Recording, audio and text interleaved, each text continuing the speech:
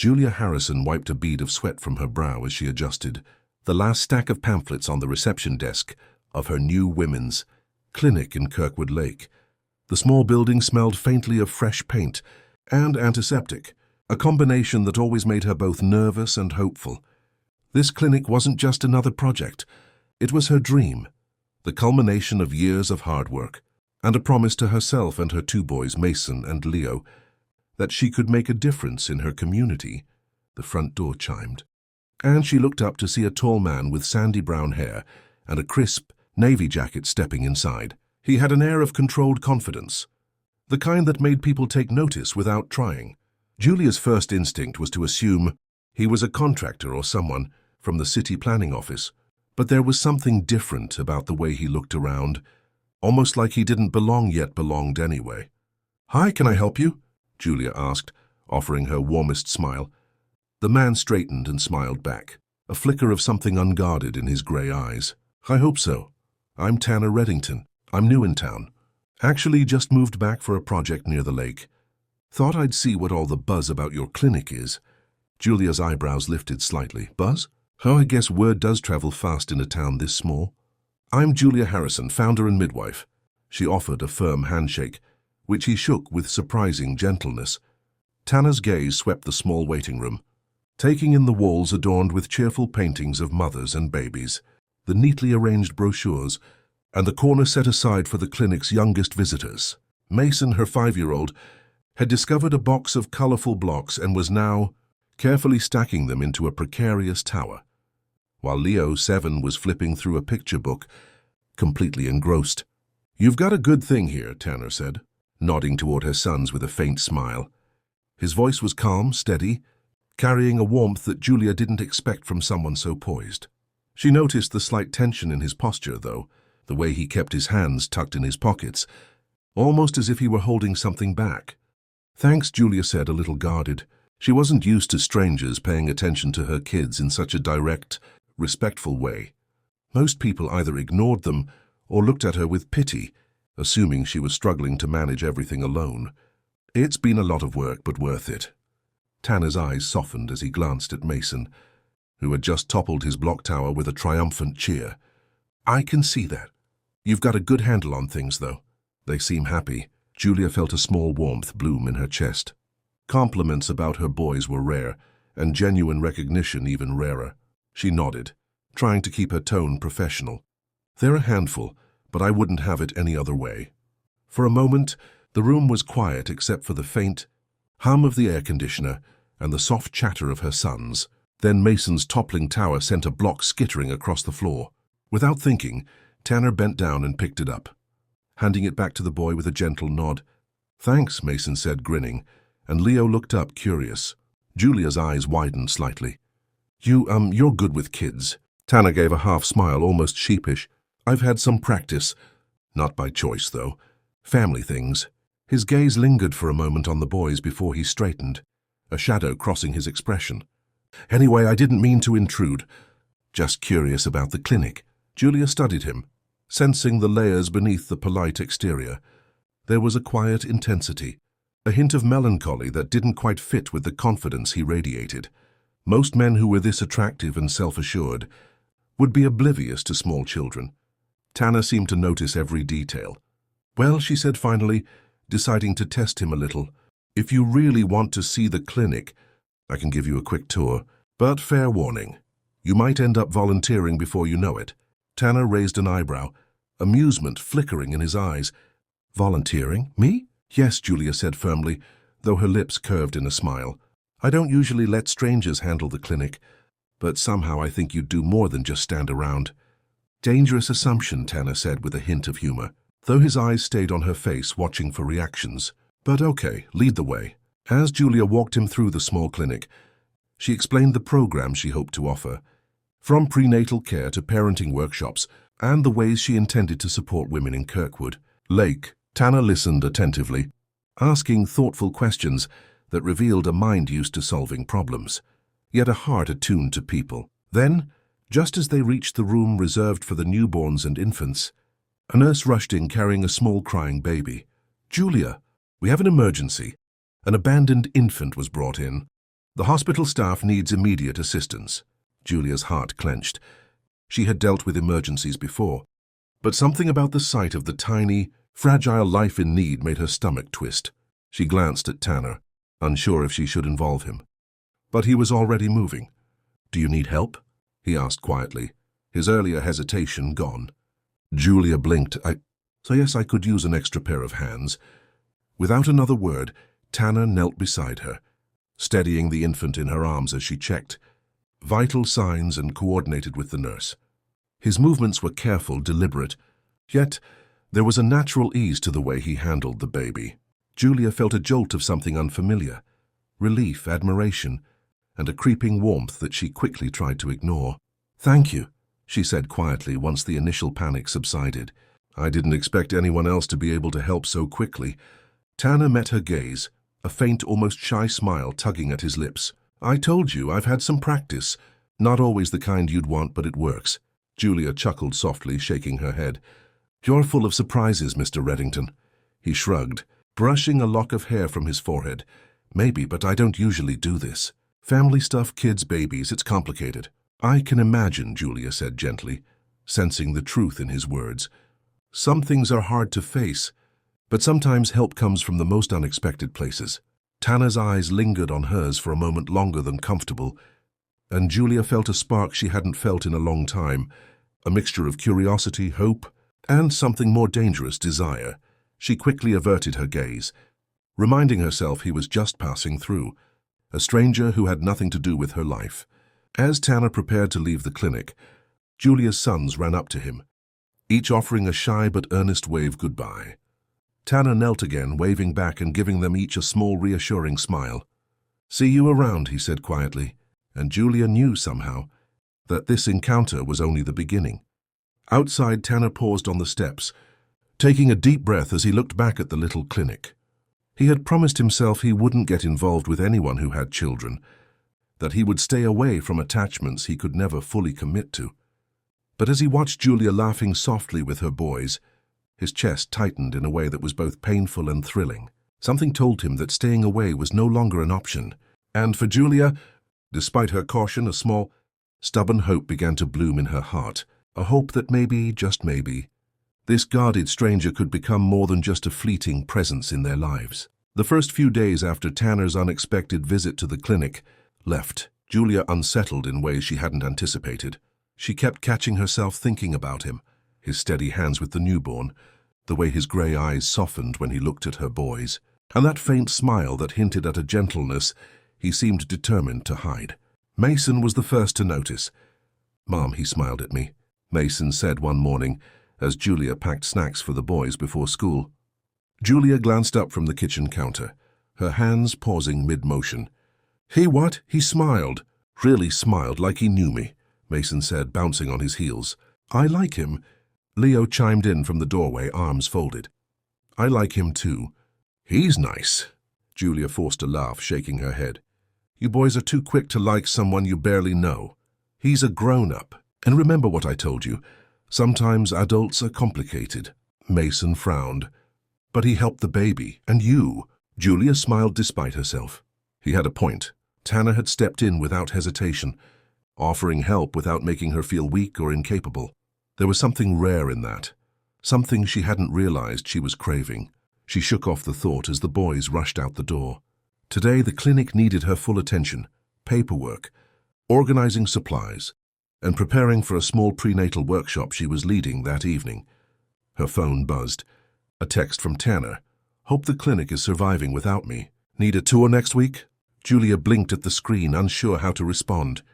Part of her wanted to ignore it, to maintain professional distance. Another part, an undeniably larger part, wanted to say yes.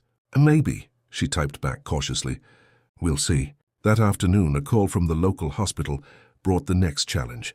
A social worker explained that a newborn, abandoned at the hospital, needed immediate foster-style care until the authorities could make arrangements.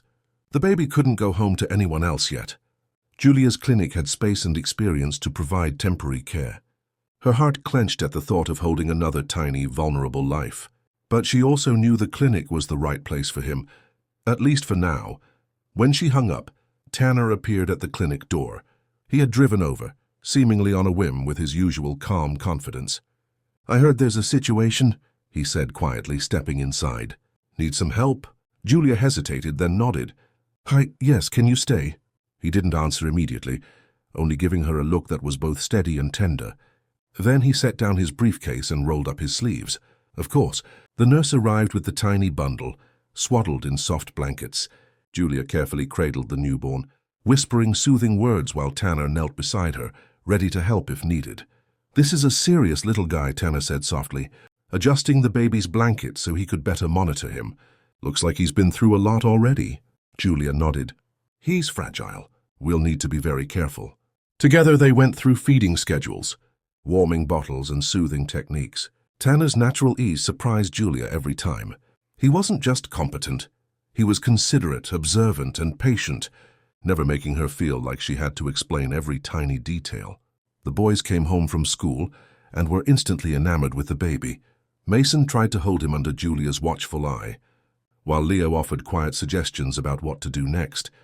Tanner guided their hands gently, showing them how to support the baby's head and speak softly. "See?" Tanner said to Julia later, as the boys giggled and fumbled with the tiny bundle. "They're naturals, and you've trained them well." Julia smiled, feeling a warmth that went beyond gratitude. There was a rhythm in the room now, a sense of ease and teamwork that felt foreign yet welcome. She found herself stealing glances at Tanner, noticing the way he laughed softly at the boy's antics, the way his eyes lit up when the baby hiccuped, and the subtle way he positioned himself between her and potential chaos. She was aware, painfully aware, of the pull she felt toward him, the way her chest warmed whenever he was near. And she hated herself a little for it. She had survived heartbreak before, raised her boys on her own, and had no intention of letting anyone or anything disrupt the fragile balance she had built. But Tanner had a way of quietly invading her thoughts, a presence that refused to be ignored. Over the next few days he stayed involved. He repaired a broken crib, reorganized the clinic's supply closet with meticulous care, and even spent a morning helping Mason build a toy train set. Julia watched him work, feeling a mixture of admiration and trepidation.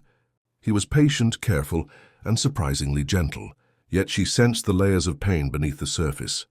One evening, after the clinic had closed and the baby was asleep, Julia found Tanner sitting at the small table in the staff room, quietly reviewing some paperwork. "You've been busy," she said, trying to keep her voice casual. He looked up, surprised, then smiled faintly. "Seems like there's always something to do here, and I don't mind." Julia hesitated, then took a seat across from him. "I still don't understand why you're doing all this. I mean, you don't even have kids. Most men wouldn't step in like you have." Tanner's expression softened. "Maybe I've learned that some things are worth the effort, even if they scare you. Kids, babies, they remind you what really matters. I didn't think I'd want to be around that again. Not after." He trailed off, his jaw tightening. Julia leaned forward slightly, sensing the weight of unspoken pain. "After what?" He shook his head, refusing to meet her eyes. "After losing my family. I promised myself I'd stay away from all things baby. Too much risk, too much grief." Julia's heart ached for him. She understood grief all too well, the way it could lock you in a cage of fear and self-protection. Yet here he was, helping her, caring for her sons, holding another tiny life with such care. "You're doing more than staying away," she said gently. "You're making a difference. You don't have to run from it." Tanner's gaze met hers, steady and searching. For a moment, the world narrowed to just the two of them, and the baby asleep in the crib, and her boys laughing in the next room. He felt something he hadn't in years: hope, warmth, a tug at a heart he had long believed was closed. And for Julia, the thought that someone like Tanner could care so deeply was both thrilling and terrifying. She had built walls around herself for a reason. Letting anyone in could mean heartbreak. Yet she felt herself softening, letting the idea of trust and even love seep in brick by brick. Days passed, and Tanner's presence became a comforting constant. He was there for school pickups, small repairs, and even bedtime stories when Julia's arms were full. Mason and Leo adored him, often vying for his attention and proudly showing him drawings or small accomplishments. One rainy afternoon, as Tanner held the baby in the nursery while the boys played nearby, Julia leaned against the doorway and watched him. He hummed a soft tune, rocking the newborn gently, completely at ease. His eyes met hers briefly, and she felt a rush of emotion that left her breathless. "You're really something, Tanner Reddington," she whispered almost to herself. He looked up, a small smile tugging at his lips. "I'm trying," he said quietly. "Trying not to mess it up. Trying not to mess you up either." Julia felt a lump in her throat. "You could never mess me up. You've already helped more than you know." Tanner's gaze softened, and for the first time, he allowed himself to imagine a life beyond the grief he had carried for so long. A life that included Julia, her sons, and even the fragile, orphaned baby who had brought them together. It was dangerous to hope, dangerous to let anyone in. But as he looked at Julia's kind, determined face, and the way the boys beamed up at him with unquestioning trust, he realized some things were worth the risk. And maybe, just maybe, this small, chaotic little world of hers was exactly where he was meant to be.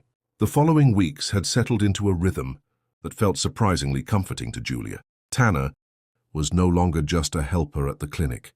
He had become part of her daily life. He attended morning drop-offs with Mason and Leo, stayed for the occasional lunch, and had even started helping with paperwork when she was overwhelmed. Her boys adored him, laughing at his jokes and vying for his attention in ways that warmed her heart and terrified it at the same time. Julia loved the way Tanner moved through her world, quiet yet steady, never imposing but always present. He had a way of calming the chaos that surrounded her life, and she felt a trust growing in her chest she hadn't thought possible. Yet beneath the comfort, a quiet tension lingered. She could sense his walls, the unspoken grief that shadowed his interactions. And while the boys saw only the warmth in his eyes, Julia knew there were moments he fought to keep himself at a distance. Her intuition was confirmed one evening when the clinic received a visit from someone unexpected. Her ex-husband, Darren.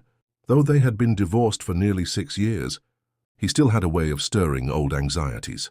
"Julia," Darren said smoothly, his eyes flicking to Tanner, who had been setting up a small play area for the boys. "I hear you've got a new friend around here."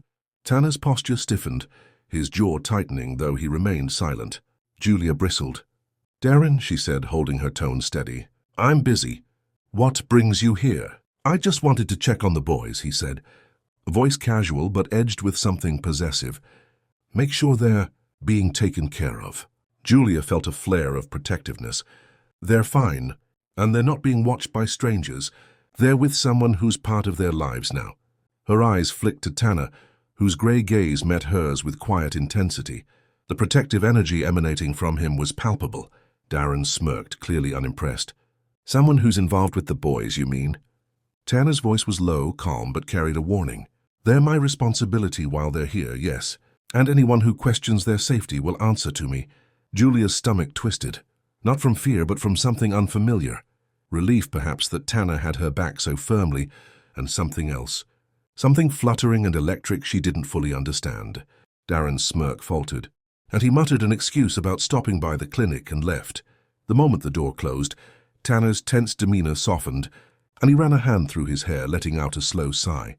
"That was intense," Julia said quietly. Tanner gave a small shrug, though the tension in his shoulders didn't fully release. "I don't do confrontation well, but I do protect." Julia studied him, noticing the subtle weight of grief and responsibility he carried, walls he had built so high that even the simplest emotional connection required effort. And yet he was here, consistently choosing to step into her world. That night, after the boys were asleep, Julia found herself sitting with Tanner on the small porch of her house.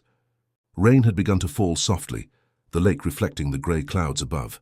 The world felt quiet, intimate, as if it had shrunk to just the two of them. "I can't imagine how hard it must be," Julia said softly, breaking the silence. "Losing your family, having to push everyone away to survive." Tanner's eyes met hers, shadowed with pain. "It was everything. My wife, my daughter, gone in an instant. I promised myself I'd never let anyone in again. Not like that." Julia reached out, placing her hand gently over his.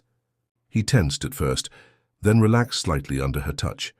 "You've already let me in," she whispered. "And the boys, and this little one." Tanner's throat worked as he swallowed hard, his eyes misting. "I didn't plan for this, not at all, and yet—" He trailed off, gaze dropping to their hands. "I don't want to walk away anymore. Julia's heart clenched. She knew the depth of his struggle, the fear that opening his heart again could bring pain. Yet here he was, standing at the precipice, willing to take the risk. Their tentative bond was tested a few days later, when the newborn they were caring for became seriously ill. The baby's small body trembled with a high fever, and Julia felt panic clawing at her chest. Tanner was there instantly, holding her steady as she monitored vitals, called the hospital, and administered care under the nurse's guidance. "Stay with him," Tanner said quietly, guiding Julia's hands with hers. "He needs you calm. He'll feel it if you panic." Julia's chest tightened at the words, the subtle command infused with reassurance and strength. Tanner's presence steadied her in ways she hadn't realized she needed. As they worked together, their hands brushing over tiny arms and legs, she felt an intimacy forming that went beyond words. When the baby finally stabilized, both of them sat back, breathless, soaked in sweat and relief. Tanner glanced at her, his expression soft. "You did great." "All of you?" Julia shook her head, tears threatening to spill. "We did it together." The intensity of the day left them silent for a moment, and then, without fully realizing it, Tanner reached out, brushing a wet strand of hair from her face. Their eyes met, and for a heartbeat the world fell away. Julia felt the pull dangerous, thrilling, and terrifying all at once.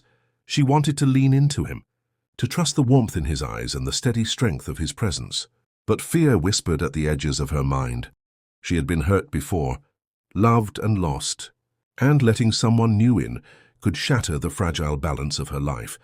Tanner leaned closer, his voice barely above a whisper. "I don't want to let you go. Not now, not ever." Julia's breath caught, and for the first time she allowed herself to hope. "I don't know if I can trust someone again," she admitted, her voice trembling. "You don't have to do it alone," Tanner said softly. "I'll be here every step. You the boys." Even him, he added, nodding toward the crib where the newborn slept peacefully. "We can do this together." Julia felt a tear escape, and she didn't wipe it away. For so long, she had carried the weight of responsibility alone, fearing betrayal, loss, or disappointment. And yet, here was someone offering her not just protection, but partnership. Days turned into weeks, and their bond deepened. Tanner became a steady presence in their lives. Not an intruder, not a visitor, but someone who mattered. He played with the boys in the evenings, helped with school projects, and even began joining Julia for quiet dinners, laughing at the small absurdities of daily life. But as comforting as it was, Julia remained cautious. She knew the shadows in Tanner's past, the grief that could suddenly resurface. And she knew her own fears, the worry that loving someone again could leave her vulnerable. One afternoon, as she watched Tanner building a toy castle with Mason and Leo, she realized the truth. She didn't want to run from these feelings anymore. She didn't want to hide from the pull between them. And Tanner, who had sworn to avoid attachment and responsibility, realized he no longer wanted to walk away from this family. They were each other's unexpected salvation, a fragile bond forming in the chaos of life, fear, and grief. And as the sun dipped behind the lake, casting golden light across the small backyard, Julia and Tanner allowed themselves to imagine a future together, a future that felt just within reach. Only they had the courage to take it. The crisp morning air of Kirkwood Lake carried the scent of pine and lake water, and Julia felt a quiet peace she hadn't known she could experience. Tanner was beside her, carrying the newborn in a soft blanket, while Mason and Leo raced ahead to the small dock, squealing as they reached the water's edge. It had been months since the events that first brought Tanner into their lives, months filled with laughter, late-night talks, and small victories. The clinic had grown busier, the community embracing Julia's work, and the boys had never been happier. Most importantly, Tanner had become a constant presence, reliable, steady, and utterly devoted. Julia's heart swelled as she watched him. The man who had once promised himself he would stay away from all things baby, now knelt on the dock, tying Leo's shoelaces, laughing softly as Mason tried to convince him to race into the lake. There was something sacred in this ordinary, chaotic moment, a family being built in real time, born not from circumstance but from love, choice, and trust. Tanner looked up and caught her gaze. There was an unspoken conversation in his eyes, one that spoke of hope, vulnerability, and commitment. Julia felt her chest tighten, knowing that she, too, had begun to imagine a future she had once thought impossible. Later that morning, The clinic received a call from the county social worker overseeing the newborn's case. Julia had been preparing herself for the possibility of the baby being placed in foster care elsewhere, but the news she heard instead brought tears to her eyes. The parents, well, there are relatives now willing to take him, the worker said, but if you and Mr. Reddington are open to fostering or adopting, the county would strongly support that arrangement. He's clearly bonded with you both, and it's in the best interest of the child. Julia's heart raced and she glanced at Tanner. His eyes softened immediately, his expression unreadable for a moment, before a faint, hopeful smile appeared. You would want that? She asked softly, barely daring to hope. I don't just want it, Tanner said, his voice steady, full of conviction. I need it, and I need you. And the boys, this family we've built, it's worth everything. Tears threatened, but Julia smiled through them. I never thought I'd hear that from someone like you, she whispered. Not after everything. Not after the pain. Tanner stepped closer, taking her hands in his. Life isn't perfect. We'll face challenges, grief, mistakes. But this us is real, and I'm not walking away. The newborn, sensing the energy shift, stirred in Tanner's arms. Mason and Leo ran over, eager to offer their assistance. And Julia laughed softly at the sight. Tanner handed the baby gently to her, and together they sat on the porch swing, the boys leaning against their knees. It was messy, chaotic, and imperfect, and yet it felt like home. Over the next few weeks, they finalized the paperwork to foster the baby officially. Tanner took an active role in every step, speaking with the social worker, attending meetings, and even assembling a small nursery in Julia's house. Julia watched him with awe. Here was a man who had promised himself he would avoid attachment, now fully embracing a new role as protector, caregiver, and potential father. The boys were ecstatic. Mason hugged Tanner around the waist every morning. Leo insisted on helping with diaper changes, and the baby, now named Noah by Julia, thrived under the care and love surrounding him. One evening, after putting the boys to bed, Julia and Tanner sat together on the porch, wrapped in blankets as the lake reflected the golden hues of sunset. Silence stretched comfortably between them, broken only by the occasional chirp of crickets. I've been thinking, Tanner began cautiously, about the future. About us? Julia turned to him, heart hammering. Us? Yes, he said, reaching for her hand. I know I've made mistakes in the past. Let grief dictate my life, but I can't imagine my life without you or the boys. Without this family we've built. I want to take the next step if you'll let me. Her breath caught. She had imagined this moment countless times in her mind, unsure if it could ever be real. Tanner, he slid a small velvet box from his pocket, opening it to reveal a delicate ring that seemed to catch the last light of the sunset. Julia Harrison, will you marry me? Will you let me be your partner, your family, your husband? Tears spilled down her cheeks, a mixture of joy, relief, and love. Mason and Leo's voices called from the hallway, curious about the commotion. Julia laughed through her tears, nodding. Yes, Tanner, I will.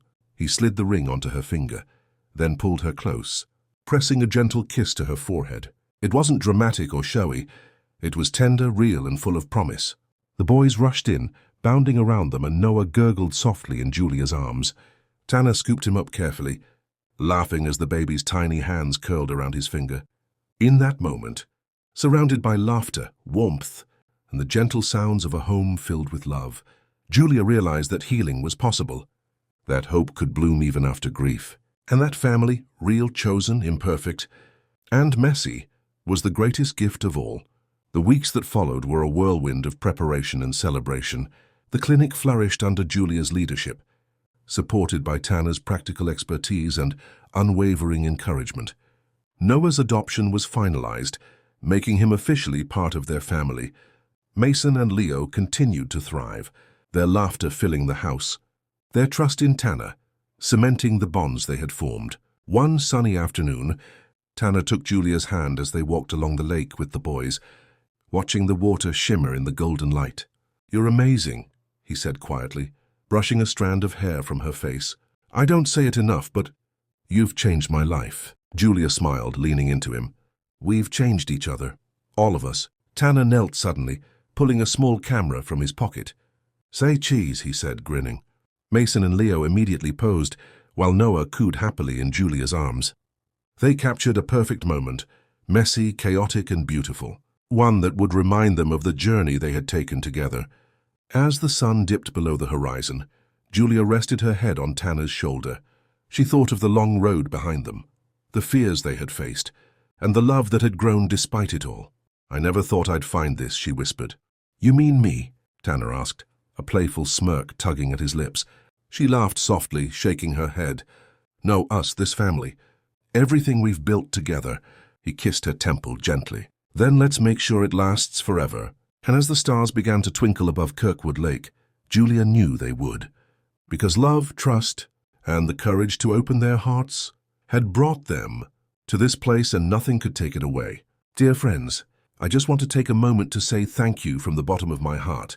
Your love, support, and encouragement mean the world to me. Every like, comment, and share keeps this channel alive and inspires me to keep creating stories filled with love, healing, and hope. You're not just viewers, you're family. And together we're building a beautiful community where stories bring us closer. Stay blessed, keep smiling, and never stop believing in the power of love and connection. With heart full of gratitude, Vintage Mike Tales.